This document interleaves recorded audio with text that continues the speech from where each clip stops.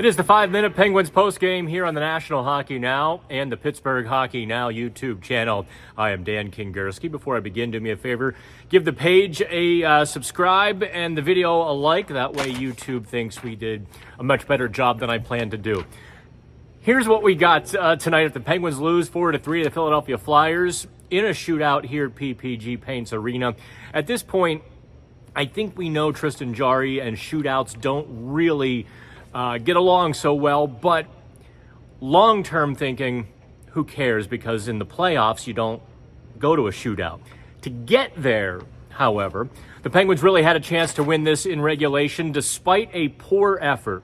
That's their words, not mine. They said they weren't good enough. They lacked energy. They didn't do enough. Jake Gensel said, "We didn't do enough. We're better than this." Those are the players' comments. I was prepared to give the Penguins a pass tonight. Not necessarily a pass, but to allow them a little bit of an excuse, as the Philadelphia Flyers really played a defensive game. They kept that F3 high. They didn't activate the defenseman very often. The Penguins tried to break out, looking at 3 Flyers almost the entire night.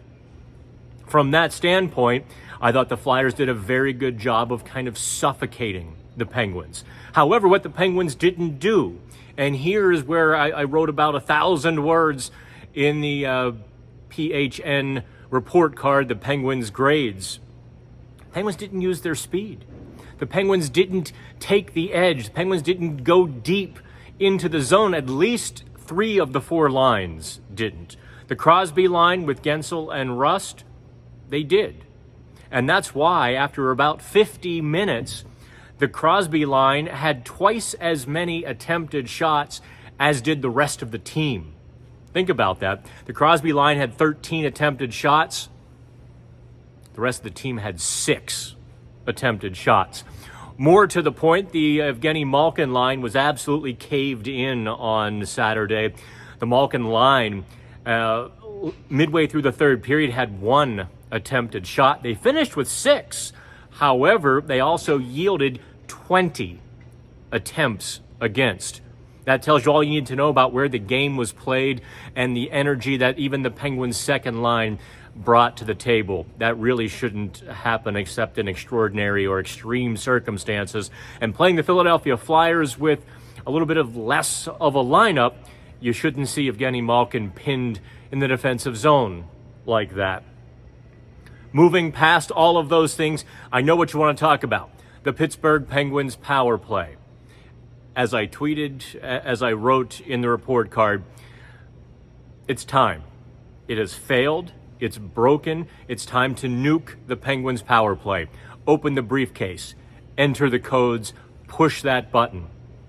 Because no goals in 10 games. Slumps like that might happen once in a blue moon, once every few years.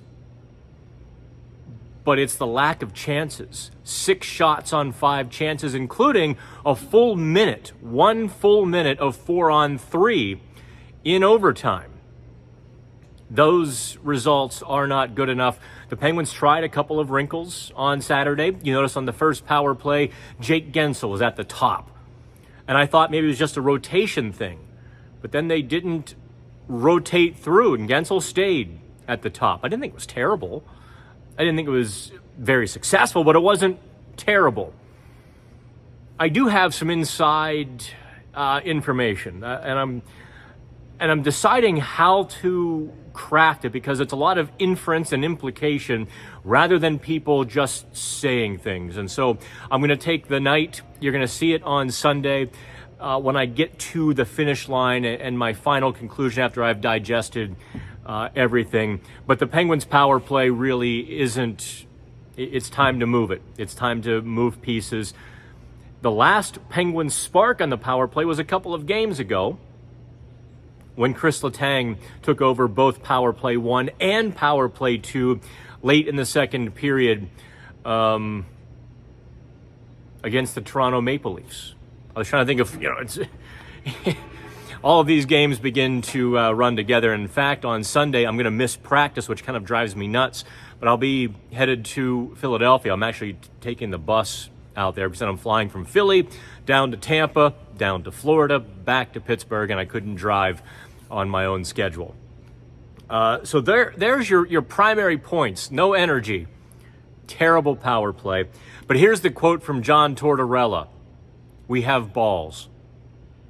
We do a lot of stupid things. We make mistakes. There are things we don't do. We miss situations and momentums within the game, but we have balls. Contrast that with the Penguins. I don't think Mike Sullivan would be quite as coarse, but that's why we kind of love John Tortorella, isn't it?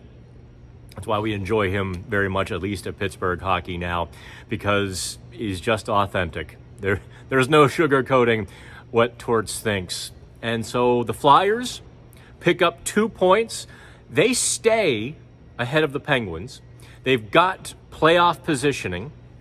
The Penguins do not. I'll let you fill in the comments section, like and subscribe. We will be filling the page with content. Also, check out Philly Hockey Now. Our new beat writer, John Bailey. He's young. He's a little green, full of enthusiasm and lots of hockey knowledge. We're having a blast with him. So check out PhillyHockeyNow.com as well for the Flyers perspective. From PPG, where I won't be for a couple more weeks, we'll talk again from Philadelphia on Monday. I'm Dan Kingerski on the Pittsburgh Hockey Now and the National Hockey Now YouTube channel.